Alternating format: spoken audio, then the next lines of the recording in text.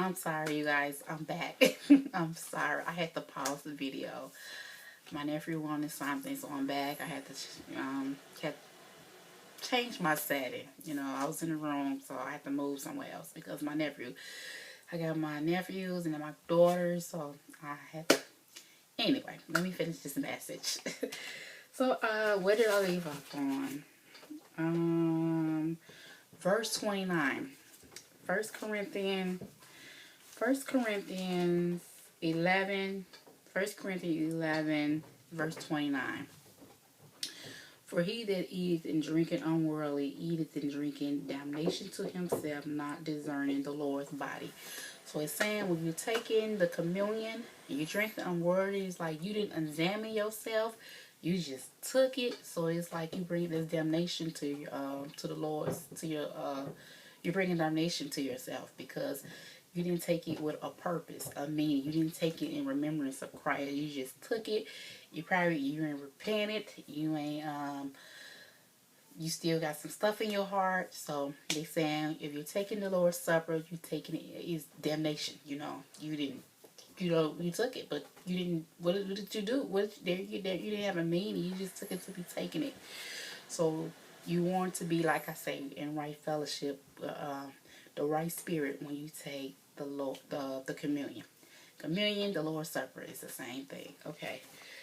Verse 30 say, for this case, many are weak and sick among you, and many sleep.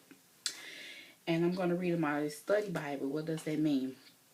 Many sleep means that some of the people had died. This may have been a special supernatural judgment on the Corinthian church. It highlights the seriousness of the communion service. So what it's saying in that verse is saying that many are asleep. Some died. Some died because when they was taking the communion, they didn't have a seriousness. Like if they committed singing and they just took the Lord's Supper, they just did something and they didn't get right with God. Like they just bring donation to themselves. So that's verse 30. Now verse 31 says, For if we would judge ourselves, we should not be judged. Verse 32 says, But when we are judged, we are chastised of the Lord, that we should not be condemned with the world. Wherefore, my brother, I'm at verse 33, 1 Corinthians chapter 23, 1 Corinthians chapter 11, verse 33.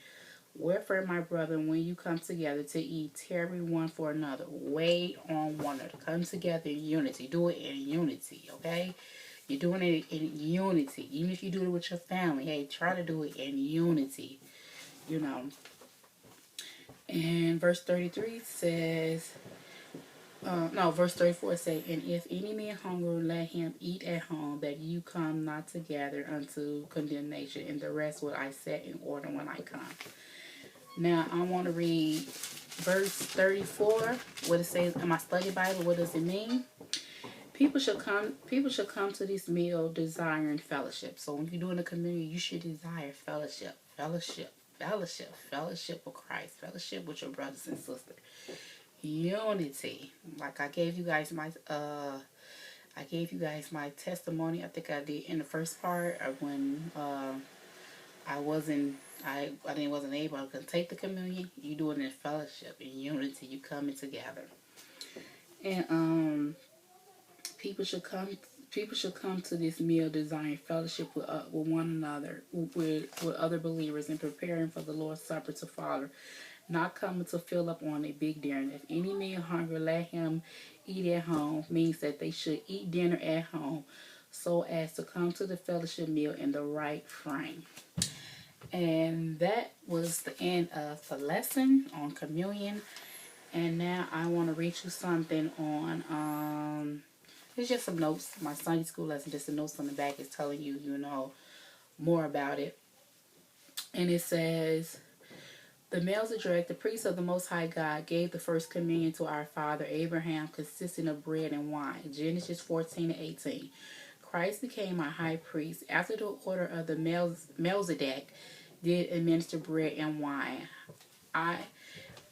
bread and wine. First Corinthians 11:21-32. Hebrews 6:24. Water and grape juice are modern substances that have been invented by Christ, Christ, Christendom today and are an appropriate substance to celebrate the Lord's Supper. Matthew 26:26-29. 1 Corinthians 11:23-32. Men have taken the liberty to serve a number of things for communion: water, soda pop, grape juice, soda, and cracker light bread. So like when I showed you mine, the communion, it was like it's grape juice wine, but it's consecrated. So, I mean, it's like my pastor, he already done prayed over it. And some they use bread or crackers, and you can find it. I think I put it in the first part of my video. You can find it if you're not able to go to your church and get it. You can find it, at the store. At Walgreens, I saw Walgreens, they had it online. They had the case, but I believe like they have like the single packages. You have the communion and then the bread, the crackers or the leavened bread.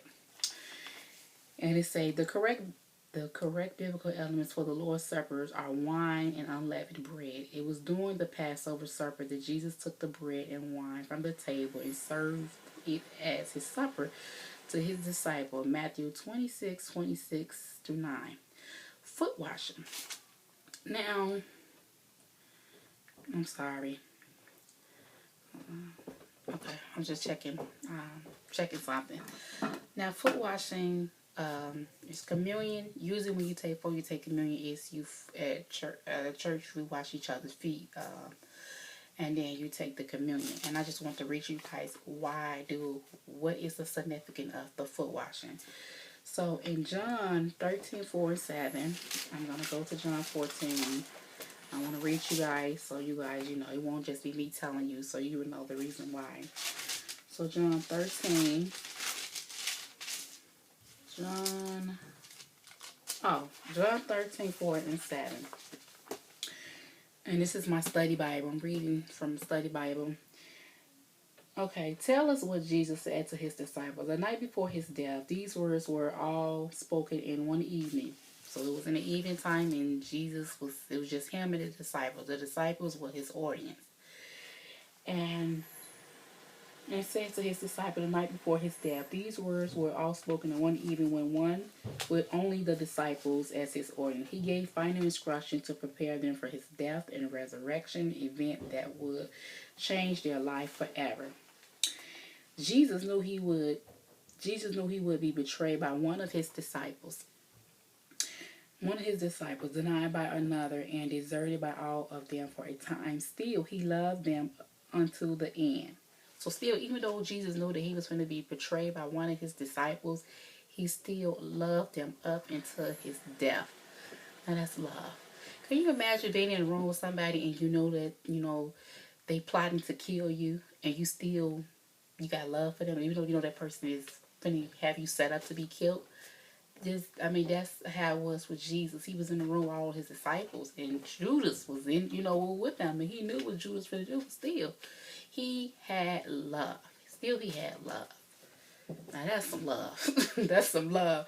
Nowadays, if you put us in a room with our enemies, and we know our enemies is plotting to do something, most of us, some of us, if we don't have the love of Christ or have that love, we're going to be like, so you plotting to do something to me, huh?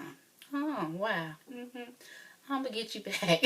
Some of us, I'm just being honest, I'm going to keep it real. Some of us, we're going to have this revengeful, like, I'm going to get him.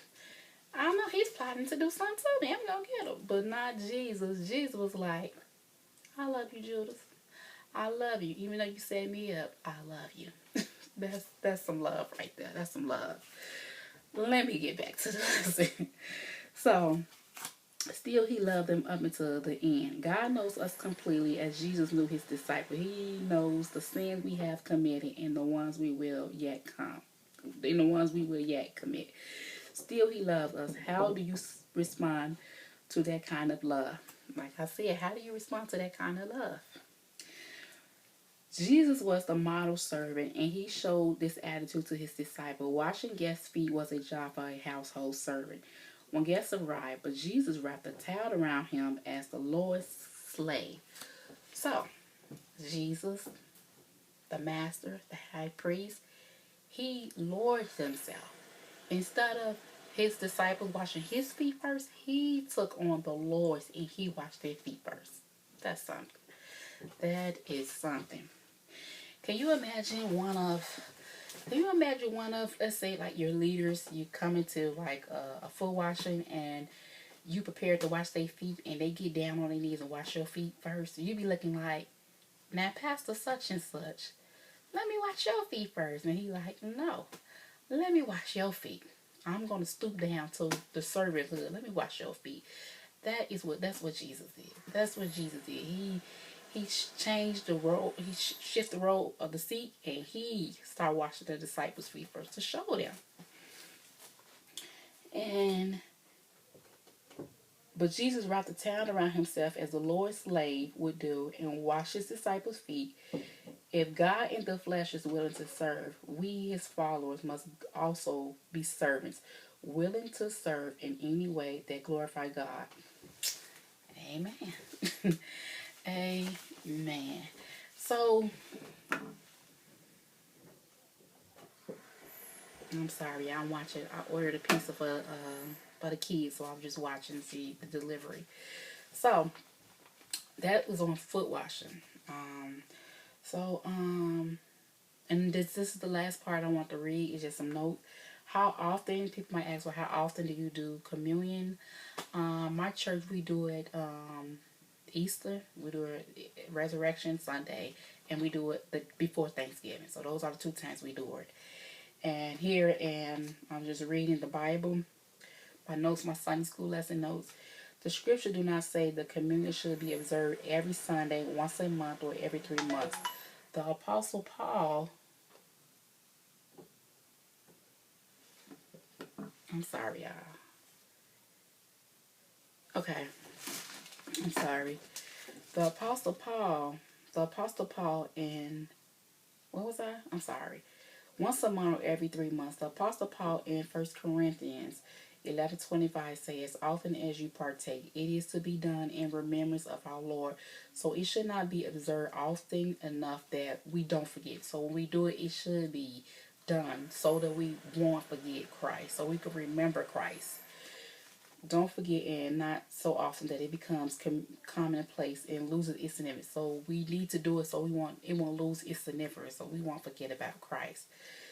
Most pastors have found that serving the Lord's Supper 2 or 3 times a year has been significant to keep in the remembrance and beautiful service. So like I said, my church, my pastor, we do it twice. We do it at Easter and we do it Thanksgiving. So that's all I have for now. That message, communion and foot washing. I hope I didn't bored you guys with this mess. I believe it's 2 parts to this. I'm sorry I had to keep off and then start over.